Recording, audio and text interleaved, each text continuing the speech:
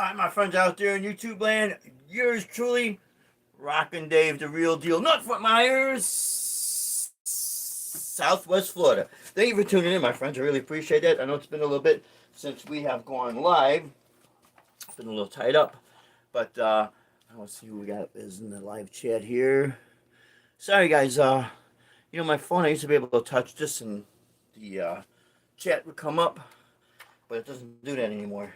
So what I wanted to do is I wanted to do this video for quite some time, and lo and behold, it was about a couple of weeks ago when I was gonna shoot this video. First, I was gonna do it as a video format. Then I thought, well, no, why don't we do this live so you could see that I'm not doing any post production or anything. But the reason why I did not do that is because I seen one video in particular, but I knew there was another video out talking about the topic of guitar pickups, and then I thought, well, everyone's gonna have their opinions in that, but one thing that I don't really see people talking about is when you use the pickups in combination. Now, for the opening track there, I was mostly doing between the bridge pickup and the neck pickup, and just in the beginning in the middle position. For a lot of rock and metal, it's either going to be the bridge or the neck pickup that I'll solo a lot on the neck pickup when I'm on the higher register, on higher frets, and then on the lower side I'll switch to the bridge pickup. But mostly for like rhythm, it'll be on the bridge pickup. But by the way, this is our Ibanez RGA. We got this one 2017, and you can tell I've been played a lot because the nail on my third finger has a tendency to wear that out. I only keep my nails so long because I still do the classical and the flamenco guitar, and that happens. Where's the finish off? So it was not trying to be relic. It just happened to come out like that. But I'm not going to really talk about this guitar. What I'm going to do is I'm going to talk about the Gibson Les Paul and the Ibanez Artist that's down here, the black Ibanez Artist. The Ibanez Artist happens to be 40 years old. It is a 1983 model. And what I'm going to do for this demo here, I'm going to bypass the effects. I'm going to go straight into the Roland KC 110. It's actually a keyboard amp, but you can use it for acoustic guitar or for like PA. And what I'm going to do here is I am going to turn a little bit of the reverb on, just a little bit, and go straight into the channel. So what's basically the only EQ we're going to have is high and low. So that being said, what do I do here? Oh, yeah. Sorry, guys. I forgot I was going to use the Ibanez Artist. So we're going to use the strap that a good friend of ours, Zip Fix Guitars, sent this to me. I really appreciate it because this particular guitar has got a lot of weight to it. This is a thicker body guitar. I used to have a 1978 and a 1979 Ibanez Artist, but my prize guitar and my first really good guitar was a 1978 Ibanez Artist, and the body was thinner. It had more abalone block inlays and the tritone pickups. The pick switches, but the pickups were the Super 88. These pickups are known as the Super 58s. They are mimicking what was known back then. I'm pretty sure it was known back then, the Gibson PAF pickups, clean pickups. And I'm gonna tell you right now, I'm pretty sure, I can almost guarantee these pickups in this guitar are the original pickups. So this guitar was built in August of 1983, and the reason why I'm saying this, not because they look like they're worn out. If anyone is familiar with Ibanez guitars, especially in the 70s and into the 80s, they had a little signature trademark with their pickups. Notice that you had one adjustable screw down here by your high E side, but on the low E you actually have two adjustable screws so you could tilt the pickup. So that was their signature, your model, or however you want to call it. But what I'm going to do is, I'm not going to pull the coil because this does have coil tapping. I'm just going to go straight with neck and bridge pickup. And what I will do, well, yeah, I gotta do this. You can hear it click. Maybe a pop, okay. Really don't like doing that. But anyways. So what we're going to do here is go direct into the amp. Ooh, a little out of tune. Yeah, we're definitely out of tune. Okay, we're going to tune it up here.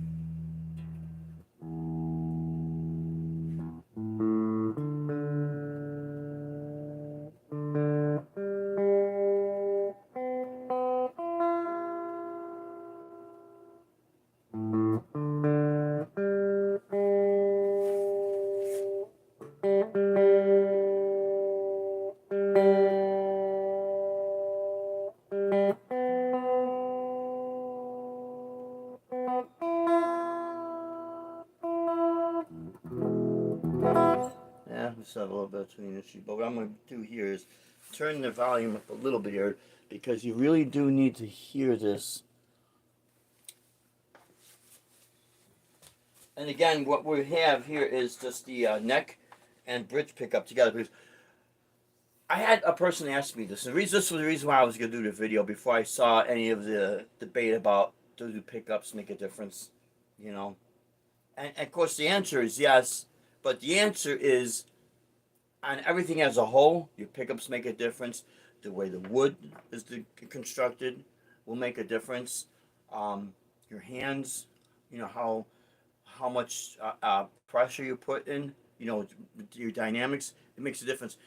I think what happens, the reason why people doubt all this in this generation is we have all this stuff, you know, modeling, amp modelers, high gain amps, and all kind of stuff that we never had when I started playing. I started playing next year, fall of next year, it's going to be 50 years I started playing guitar. So I started playing 1974, and I never stopped.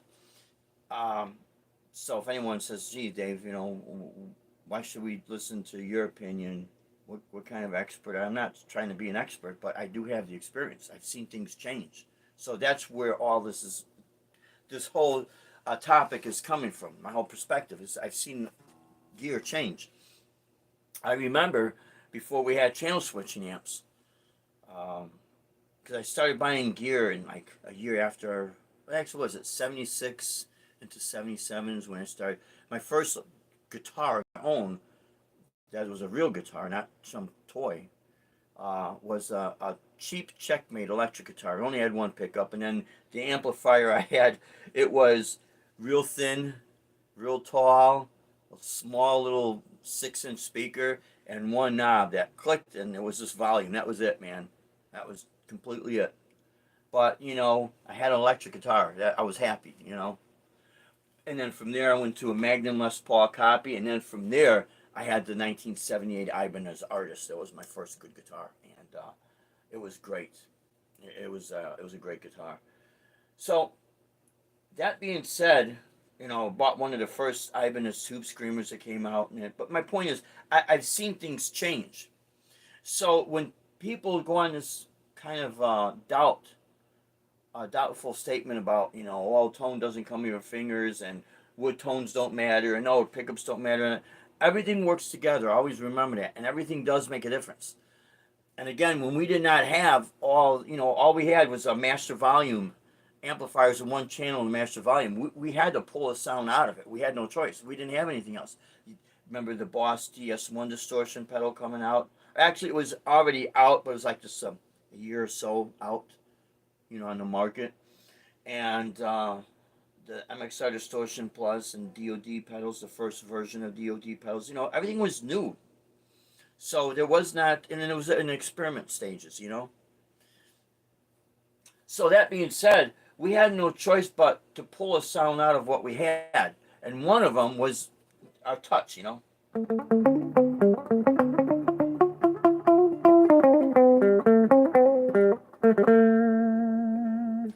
So that's what we had. But now what I'm trying to get to is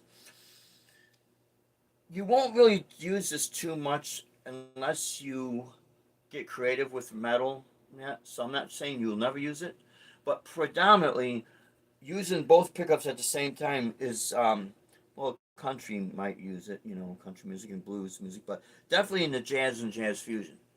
And that's when you start to notice things. I remember back in the day, you had this people going around saying you either had the Gibson sound or the Fender sound. Well, the Fender sound was the single pickups, the Gibson was the double coil pickups. But Gibson definitely has their own unique tone that other guitar companies don't, and other guitar companies have their own unique tone that Gibson doesn't, and vice versa. So with that being said, I'm gonna go ahead and play a couple of little licks here, and then I'm gonna grab the Les Paul, play the same licks as close as possible, and then what I'll do, I'll put them into the loop pedal, and what we'll do is we'll go back and forth between the two guitars. So that being said, let's go ahead and do this. And again, I'm going straight into the Roland KC110. Okay, here we go. Again, it's neck and bridge pickup on the Ibanez Artist.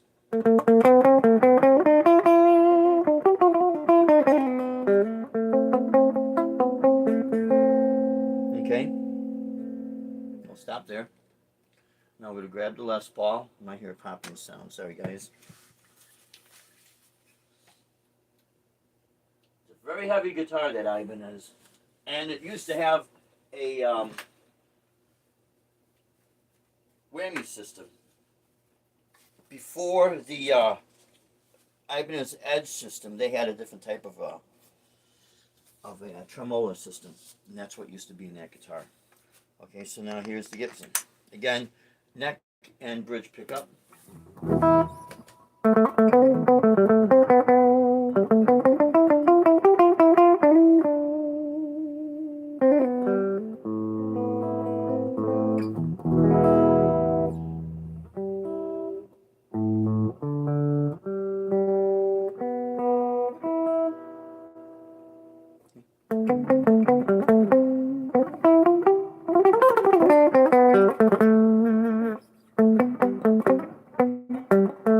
These are the Bursbucker Pro pickups. So you can kind of tell the difference.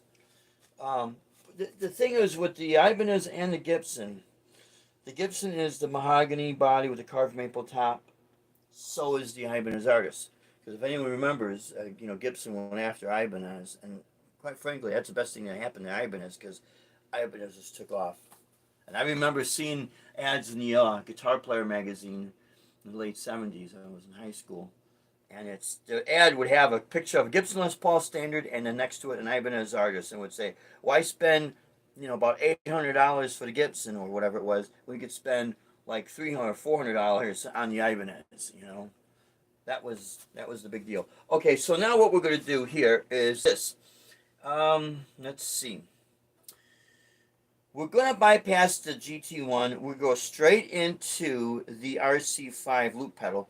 And the reason being is I don't want any different sound masking this. Again, it's going to be straight guitar into the pedal and right in, the RC5 loop pedal, and then right into the KC110. And I'm going to A-B this. So you'll be able to hear the whole difference, right from the get-go. So I just have to do this. Take this. Plug this into here. I apologize, my friends. This is how life is sometimes. I hate that. Yeah. There we go. Okay, so what we'll do is we will do the Gibson first. And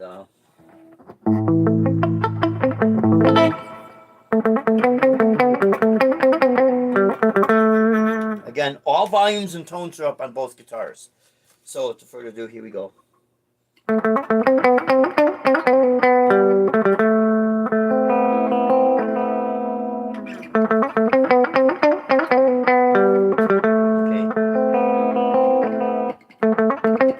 Okay, now what we're going to do is save that.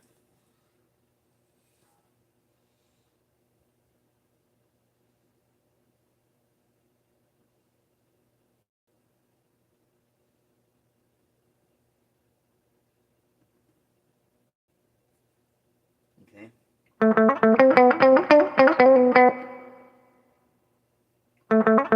Okay, good. Now we're going to go to the next loop patch up And I'm going to grab the Ibanez Artist. And then we'll just A-B it back and forth so you can hear it back to back. And again, I chose to use both these guitars, because they're kind of rivaling each other in body construction and in pickup design. So I thought this would be a really good, a good demo.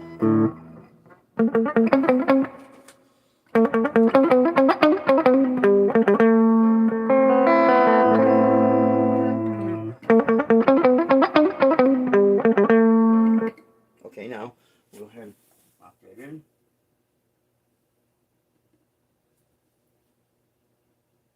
Okay, so now here we go. Here's the Ibanez Artist. Okay,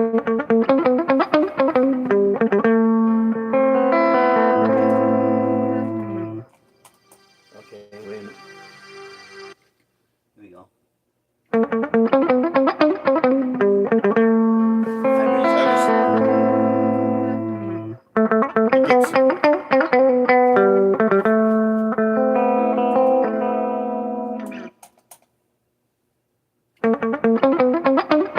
Ibanez Artist.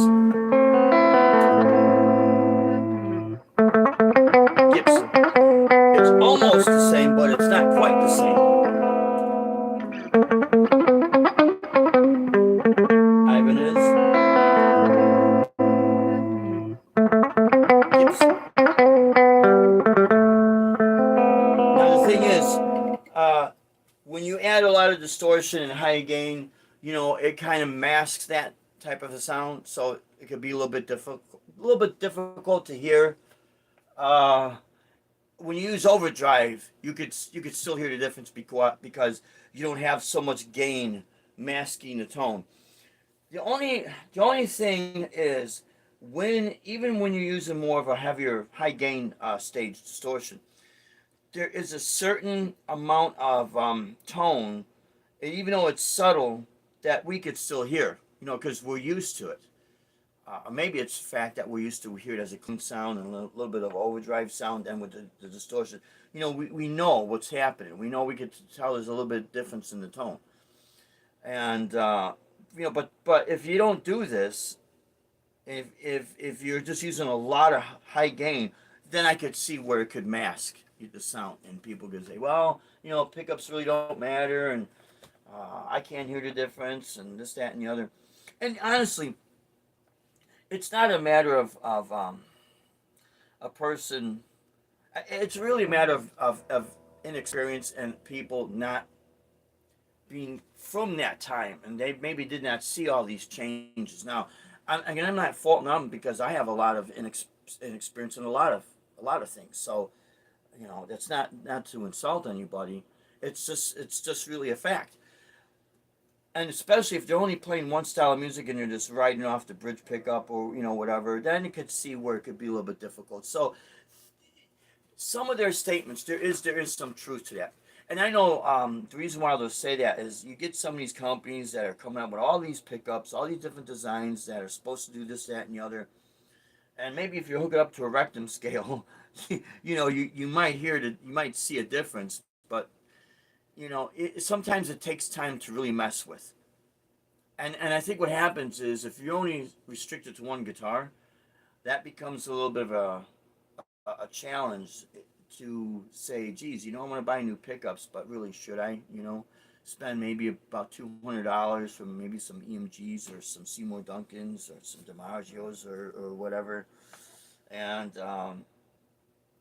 go through all that trouble and then find out that maybe the difference you are hearing does not equal the difference in the money you got spent. You know what I mean? So it's like, okay, what's the difference? And then again, with all the amp modelers and the amp sims and cabinet sims and all that, making a big difference. And again, one guy, I guess he does. He's got a recording studio up in Canada.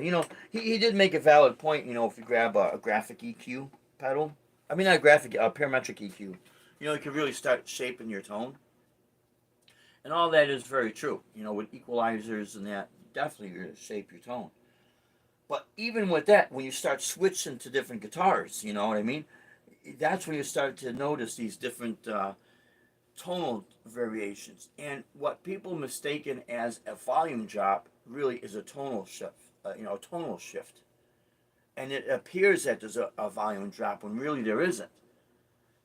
So it's like, okay, if especially in the recording stages, you're recording you're laying down some tracks for your album, and then really if you're doing a lot of the rhythms, it's like, okay, you really want to match the tone as possible, because you'll start to notice if you break a string during the verse section, and now here comes the bridge section or chorus section, and you have a different guitar to play that, you just start to notice the differences.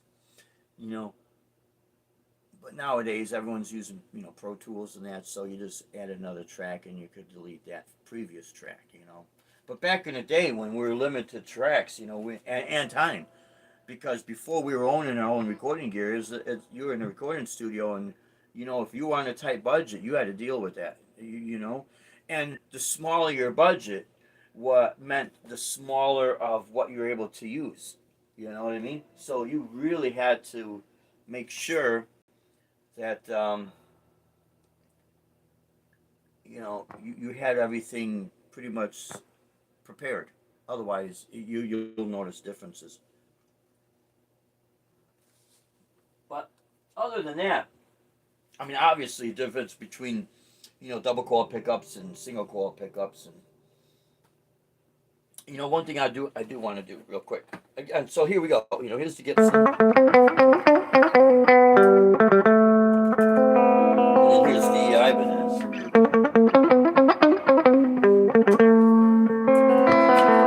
And the Gibson.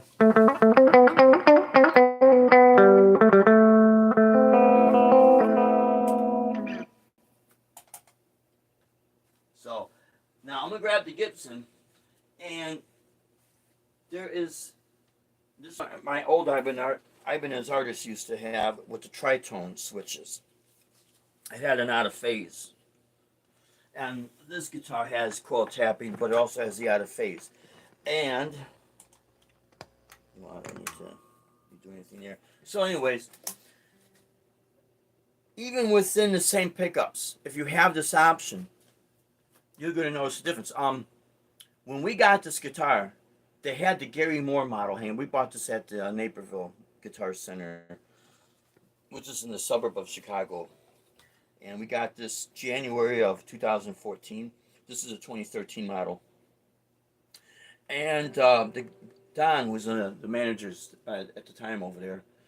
Sent us a picture of this guitar, and they dropped the price drastically by $1,000 or something like that. And again, it came right from the Gibson factory, no issues. And they actually had a big sale that one day, $18.99. And Deb saw, there's no way you could drop a guitar that was going for $3,000 and dropping it down to $18.99. And that was the time to jump. If you could grab a Gibson, jump on it, because it could happen. I guess what it was, they were bringing in the 2014 models. Was the 120th anniversary of Gibson, so they were bringing those models in, and they were trying to phase out the other models. Anyways, so they had the Gary Moore model up on the rack, and I'm like, damn, I thought, maybe I ought to grab that guitar, because I like it. But then I thought, wait a minute, when you put the switch in the middle, you get the out of phase, which I think that's a really cool tone. But however, if I don't want the out of phase, I'm screwed, because it's permanently like that. So again, the double, the bridge and the neck pickup, no coil tapping, no out of phase. Again, this is what you have.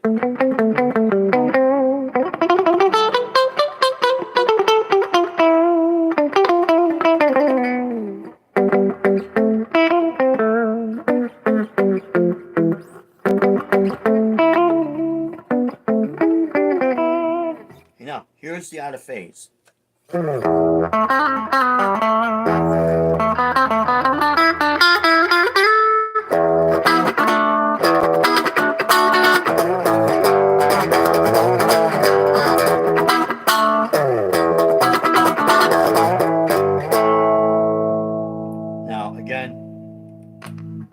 Out of phase.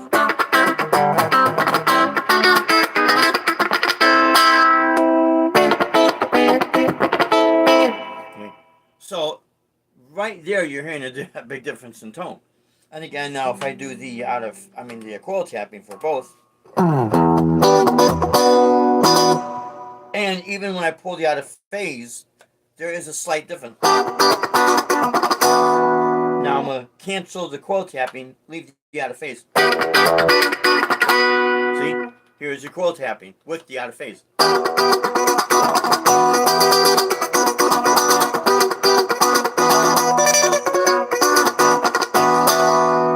Now here is coil tapping, no out of phase. Now here's complete, just full on humbucker. So, I mean, right there within the same guitar, there's your tonal difference. So, your pickups are going to matter, you know, and the way you wire them, and I guess whatever else, if you use different pots, you might, and especially when you crank the amps up, then you start really, noticing certain things. You don't get this microphonic with cheap pickups, or like my Magnum Les Paul copy. It was a black custom copy, and in between the neck and bridge pickup, the wood was hollowed out, although it was sealed, but wasn't like, it was as if they tried a chamber way before. It was just a cheap copy guitar, and it would howl and whistle as soon as I turned my amp up past a certain point. Man, it wasn't a feedback; it would just, Ted Nugent, what he used to do is take styrofoam or something like that, stick him in the guitar to kind of control the howling, because he was using a full-on hollow body guitar, which those guitars are hollowed between the pickups. Semi-hollow, it's a solid strip down the body, and the two parts, the wings we'd call them, were your hollowed out part. But this was all solid, so that's why you had more control. But the point being made is that your pickups are going to make a certain difference. And again, like I said, everything is going to work together. The way how you work your dynamics with your hands.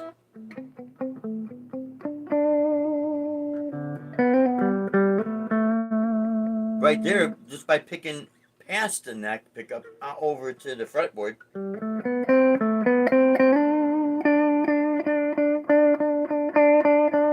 You're hearing right difference. Right there, you're hearing a difference. So, I mean, if you think about the pickups, with me not doing anything, the pickups, they're not going to do anything unless I have the overdrive or the distortion on the amp cranked up. Then it'll start to feed back, but that's all it's going to do. It's when you start playing, it's going to pick up vibration. And if you think about it, here's where your tone, the way the guitar is built, is going to have a difference.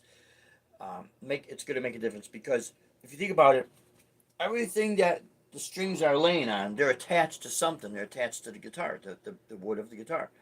And different woods will cause the string to vibrate more than others.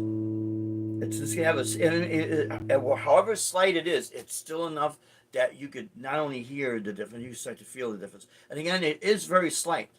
Again, when you start adding high gain overdrives and distortions, or high gain amps, or if you got a Helix or a Fractal or something, or even just a GT1, when you start adding more gain to it, it does kind of mask the sound, but it's taking that sound with the high gain. So you are still taking the sound of that guitar the way it is and taking it through all this other stuff. So that, so if you grab a different guitar with different pickups built differently, but run it through the same, effect unit, processor, amp, sim, whatever, you will still notice a slight difference. If you really sit down and hear it, play and just pay attention to it, you're going to notice a difference. And it's just the way the guitar is built, and it's going to react to the pickups. But again, like I said, the pickups are not going to do anything until you strike the string. That's basically it, and this whole video, I wanted to wait to do this video because I didn't want it to appear that I'm picking on anybody, because I'm not. But I think what has happened is that people might have forgotten what it used to be before we even had channel switching amps. And we had no choice but to try to pull a sound out of what we had. And then again, you were at the mercy of what you could afford to buy, and that's just the way it was. So you had to pull the sound out somehow. You had to really work with this. And again, like I said, your touch, the way you strike the strings, it is going to make a difference.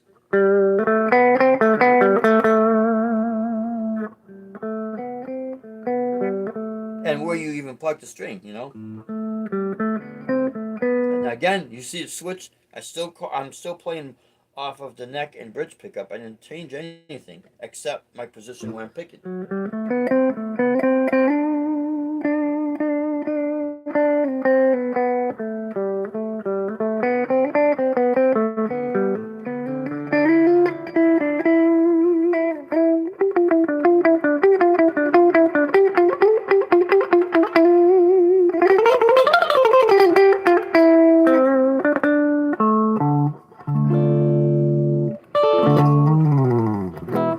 So there's, I guess you'd say, proof in the pudding, huh? Now I was gonna originally do this video and grab out the BC Rich Warlock and then the Lawsuit guitar, but I'm gonna hold off. I'll do another video, probably another live stream, that's gonna show the difference with the neck and bridge pickup, because even though the BC Rich is a neck through, it's gonna sound different than. Well, matter of fact, let's just do it now, right? Why waste time, right? And again, I'm bypassing the effects and just straight into the amp. That's how you start really noticing things, my friends. So let's grab the Warlock. This is a great guitar, man. This guitar is 20 years old now. Neck through. Original BC Rich pickups. Still got my Roland GK2 pickup for the guitar synth. Okay. Again, now listen to this. This is neck and bridge pickup.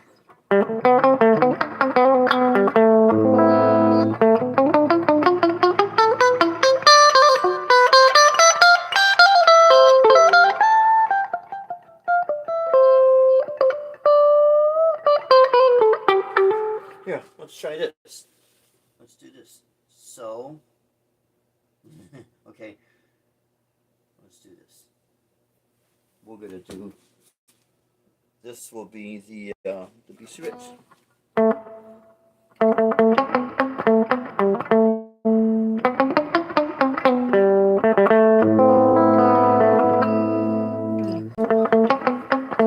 Okay, so we're gonna save that. Okay, so here's the BC Rich.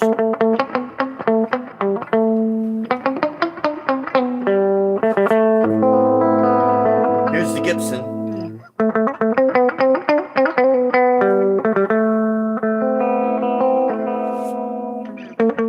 Ibanez Artist. So now, let's go ahead and grab the Lawsuit guitar. You probably say, what's the Lawsuit guitar? The Lawsuit guitar happens to be the, I'm pretty sure this is USA made, Gibson Epiphone Spotlight. And it is another one that's a neck through. At first I thought these were Bill Lawrence pickups, because Bill Lawrence pickups has that real thin rail, but I don't remember them. They never had this. But these are called rail hammer pickups. Okay? So, it's a beautiful guitar and a quilted amber finish. Again, we have the switch in the middle. This does have a kind of coil tab out of phase. It's like a mix. We're not going to do anything with that. Full humbucker. We're going to do, and let's do this.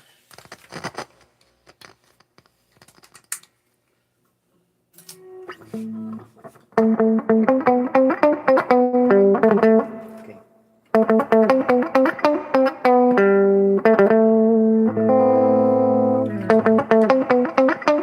Okay, so we'll lock that in.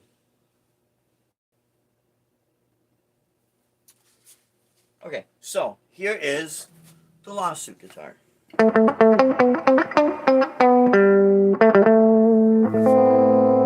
Ibanez Artist. Gibson Les Paul.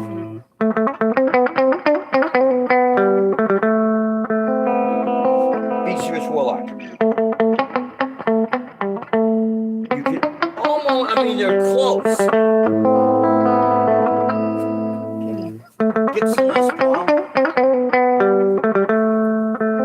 Lawsuit guitar.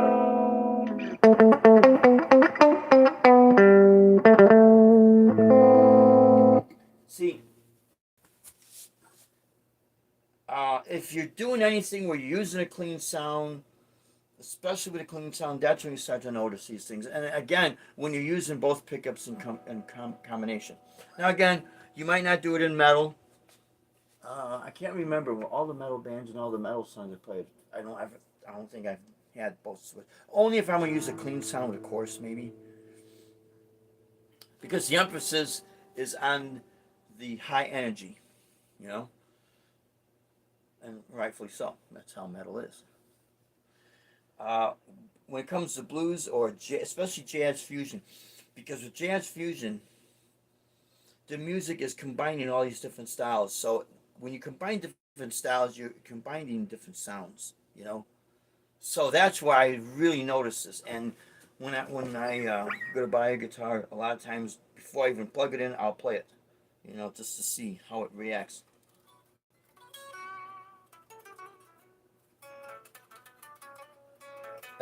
How it feels, you know, comfort wise, and how it sounds acoustically, and how I could feel it up against my body, because it's going to resonate through, you know.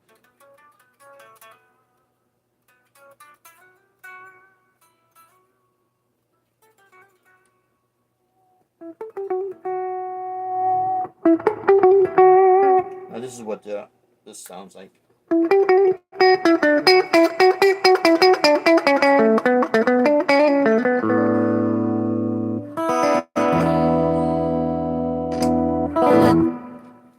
So that's basically what that sounds like. But again, if you're gonna buy pickups, it's a touchy situation, because if you have a guitar that you really like, and even if you're not gonna do the work yourself, you take it in, your expectations might be higher than what actually happens, or it could happen. It could be the other way around. You're not gonna know unless you do that. My suggestion is, if when you replace your pickups, keep your old pickups if you can. You know, if you're not gonna say, hey man, you know what? I only have X amount of dollars. You know, I bought the pickups. I don't have that much money to pay you, but how about we do this? I pay you what I can, and then you just keep the old pickups. Some people will do that. So try not to get into that situation, because if you're not as happy with your new pickups, and you're gonna know, especially when you start recording yourself. That's another thing. If you're gonna do anything like this, record everything you do with that guitar. I mean, everything you do with that guitar by itself. As you'll know what it's gonna sound like in the mix, because you want to do it by itself, because that's you're isolating just that guitar, just the sound of the guitar with those pickups, so that when you get the new pickups, and if you remember what you did, record that and A/B it, and then see, you know, how satisfied you really are with the decision that you made with your with changing them up, because it could be kind of permanent. Now I do know, I think the Gibson pickups are like this, because with that guitar, with all the switching and what happens with the bridge tone knob pops out, and what that does, it bypasses all electronics and does it as a straight output. So if I have all volumes off when I engage that last switch, um, it will activate. Let me just show you. It will definitely activate. So my point I'm getting to with that guitar, those pickups, they're not soldered. They're like a quick connect. And in a way I'm a fan of that, and in a way I'm not, because with the different well, different temperatures. We don't get too much different temperatures. We got two temperatures down here, hot and hotter. But up north, with the temperature changes, things contract and they expand and they contract. So it's almost like there's a spade bit that the wire hooks up to. So let me just show you. So here's, now if I take all my volumes down, right? But when I pop this, it's a direct output. Supposedly you get more output. So let's check that let's check that theory.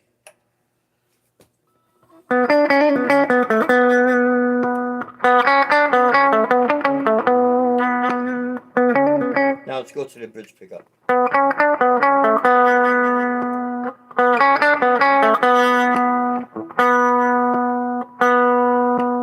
Slightly.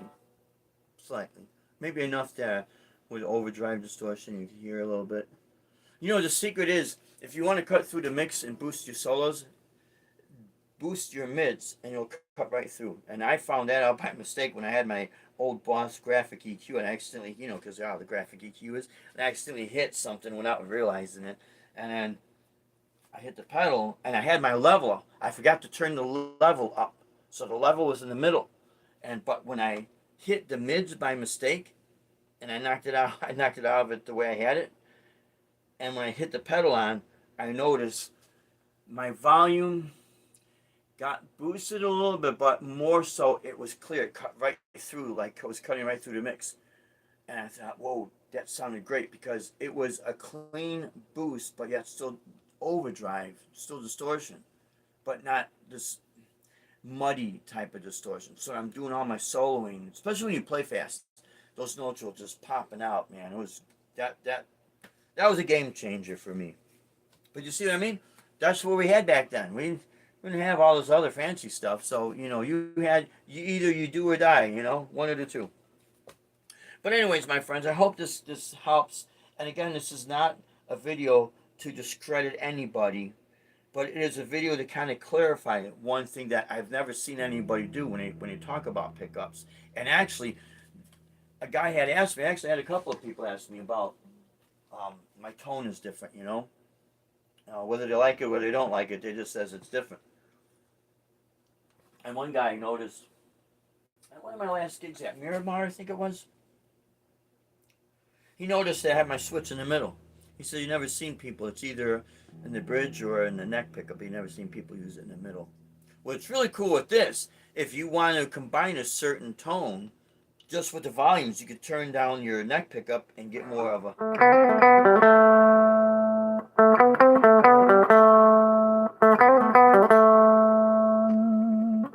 Hear that?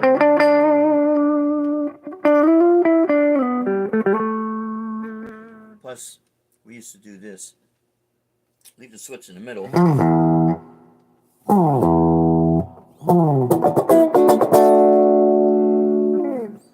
I think Ted Nugent does that for certain tones that he gets. He'll have the switch in the middle, and he'll take, I'm pretty sure it's the neck pickup tone. He takes that down and leaves the tone on the bridge pickup up, and you know. But you could combine. This is the one thing that is cool with guitars that have this type of a layout. You know, a volume and a tone for each pickup. Because if you do use the switch in the middle, you could balance each one out. You just gotta get used to this, and I'm embarrassed to say this, but this was fairly recent, like maybe a year and a half, maybe 2 years, when Les Paul had this design. He had a design so you could do either both knobs at the same time. That's why they're off like this. Paul Reed Smith guitars, they're great guitars, but I think what they have if I'm not mistaken, let's see, they're set different, so I think this is the neck and then bridge and then neck volume, neck tone, bridge tone. It's like it's reversed. But his concept is if your hands are going the other way. Kind of weird. I don't remember exactly what it is, but I do remember what the whole concept of this body design is so you get both hands.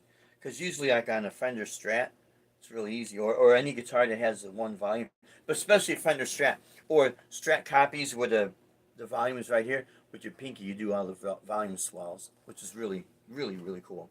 So, but anyways, my friends, I just wanted to do this. Didn't want to stay on too long, and just to kind of share that because, like I said, a guy had asked, a couple of people had asked me this at one of my last gigs, last couple of gigs, and well, no, actually, it was before that. Yeah, it was before that. I apologize. It was quite some time because I was gonna do this video, a couple of weeks ago, and then that's when I started seeing some of these other videos popping up about the pickups, and I thought, oh, I better wait because I don't want someone to think I'm trying to be a know-it-all. I'm not. I just wanted to share this because I've noticed, and then I watched some of these videos, and I noticed they're only geared to one style, although they will use the distortion and the clean sound, and they will A/B it. I'll definitely give them that credit. But the one thing that they don't do is get into if you're playing it like this. You know, that's why a lot of times with the videos I'll put up, it's geared to a different style of music. Even though I still love metal and I still like playing it, I know there's a group of people out there that are more into the fusion and the electric jazz, and it's a different world because now you're dealing with um, more open chords and harmonies and that. You know, instead of just playing the root and the fifth, you might do like major sevens, minor sevens, major ninths. So where the whole register has to, you gotta have access to the whole register, tone wise. So, you know, and it's more on the creative again because of the different styles. But one style's not better than the other. That's what I'm trying to get at. It's just different. So, anyways, my friends, again, I wish I knew who was on because look at this. Oh, wait a minute, there goes that. Smithsonian, how you doing? See, look at this now. Now, guess what? It just disappeared. And you know what I've noticed, guys? When I watch the replay, I cannot get on the comments that people are making. It's like everything disappeared. And I really feel bad about it. It's one thing when I'm doing my gigs and I can't see, the sun is in my eyes or whatever, and you can't, the way these phones are, there's a huge glare. Even if you're looking at it, it's like you gotta go like this and all this other stuff. So we would kind of rely on watching the playback and watching, with the playback, then the comments. Now you don't even get that. So I really wish I knew what was going on. That's why, you know. I know that they have to monitor. There's just people that abuse this whole system and that. And that's what's sad. They're trying to do their job and no one could get it together. Oh wait a minute. Let's see. Yeah, not any good with volume swells. Yeah, there is a little trick to it. I'll usually use it with the pedal because then I could just swell in the whole chords if I want to. Again, if you're playing different styles of music, that's you know each style of music is going to have its own set of rules. That's that's basically how that is. And let's see. Ah, yeah, Miss Sonia. Yeah, God, I wish I could see who's on. Uh, the other guitars are awesome. Oh yeah, thank you. They really are. The Ibanez artist. I think we got that. I can't remember how much we paid for it. Not that much. But it was hanging at Guitar Center here in Fort Myers. I thought, let's grab it. You know what I mean? It being that, I wish I could find my old Ibanez artist. That was a beautiful guitar, man. Antique violin finish and with the mother of pearl and abalone block inlays, and it had the older style cymbal. Now that's the 1983, but the 78. You see how these curl out? Well, the 78 they were filled in. I think Paul Gilbert has a video where he's playing a 78 Ibanez artist, and if you see it, take a good look at the headstock. The design is slightly different. And these guitars are built like tanks, man. They're great, great guitars. The lawsuit guitar that ran 1 year, 87 to 88, I think it was, because in 1988 I was gonna buy one, a black one, and it was a music store called Guitar Shack, and this was in Arlington Heights, I believe it was. Arlington Heights, Illinois, or Mount Prospect. I can't remember. And I had to put things on layaway. I didn't have a credit card, layaway.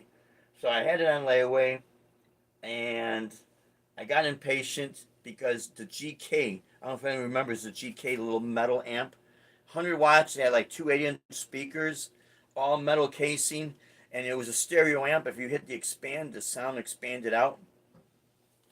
And it came with a stand, so I transferred the money. And that was the rage, that amplifier. So I traded the money from the Epiphone Spotlight over to the GK. Well, I got an opportunity to attend the 1989 NAMM show, one of the last ones that was in Chicago, Illinois, at McCormick Place. And I actually, a friend of mine got me in and had me in the Gibson booth. Gibson had bought a company called, not Phytech, Phytone or something like that. Maybe it was Phytech.